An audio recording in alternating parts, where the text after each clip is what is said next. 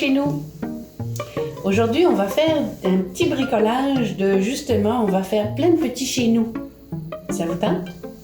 Fait que ça nous prend du papier. Si vous avez des feuilles de couleur ou blanches, ou si vous avez des feuilles de construction, si vous avez des cartons un petit peu plus épais, c'est à votre choix. Mais ce qu'il nous faut aussi, c'est un carton assez solide. Prenez une boîte de céréales ou une boîte de nouilles ou une boîte de biscuits. C'est bien pratique. On va faire une petite maison dans ce genre-là. Ça, c'est notre premier essai. Mais on peut faire en s'améliorant à chaque fois. Fait que, on a besoin donc d'un patron qui va ressembler à ça. En dessinant une maison au centre et des languettes de chaque côté qui vont mesurer 25 mm chacune. Pour cette grandeur de maison-là, ça va bien, parce qu'on va les replier comme ça pour faire notre petite maison comme ça. Fait que, dépendamment de la grandeur de votre maison que vous voulez, vous faites votre patron. Donc, on a dit 25 mm de chaque côté, puis un carré de 90 sur 102 que nous reproduirons ensuite légèrement plus petit pour faire le centre comme ça. Et lui, il fait 100 sur 88, toujours en millimètres. Une fois qu'on aura bien découpé autour comme ça, qu'on aura fait des beaux angles droits ici c'est un angle droit,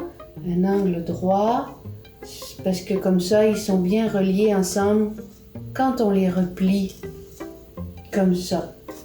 Donc, quand vous aurez fait ça sur un papier régulier, vous le reproduisez sur un carton, comme ceci. Puis ensuite, vous avez votre patron en carton.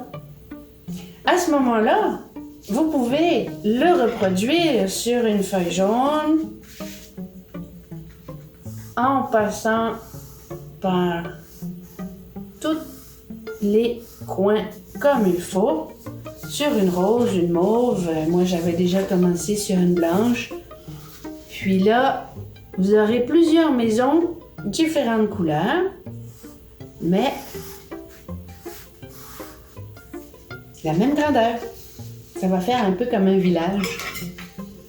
Ensuite, vous découpez tous vos patrons, tous vos modèles. Moi, j'ai des grands ciseaux que mon grand-père m'a légués et qui coupent encore très bien parce que j'en ai pris soin. Donc, on découpe et donc on retrouve ce modèle-là, mais sans les mesures, sur une feuille de votre couleur ou sur une feuille un peu plus cartonnée. C'est à votre choix. Ensuite, avec le centre que nous avons découpé tantôt, on peut prendre un magazine et découper une image dans un magazine, par exemple, un journal, un publisac, une boîte de mouchoirs, un morceau de tissu. Vous pouvez prendre un peu ce que vous voulez et refaire la même grandeur du carton central. Et ensuite, vous pourrez donc coller ce que vous avez choisi, un carton, une image, l'autre côté de la boîte de céréales que vous avez défaite tantôt. Puis vous le collez au centre. Ça va vous faire l'intérieur de votre maison. Ensuite, vous repliez les petits rebords. Et ici, c'est à votre choix.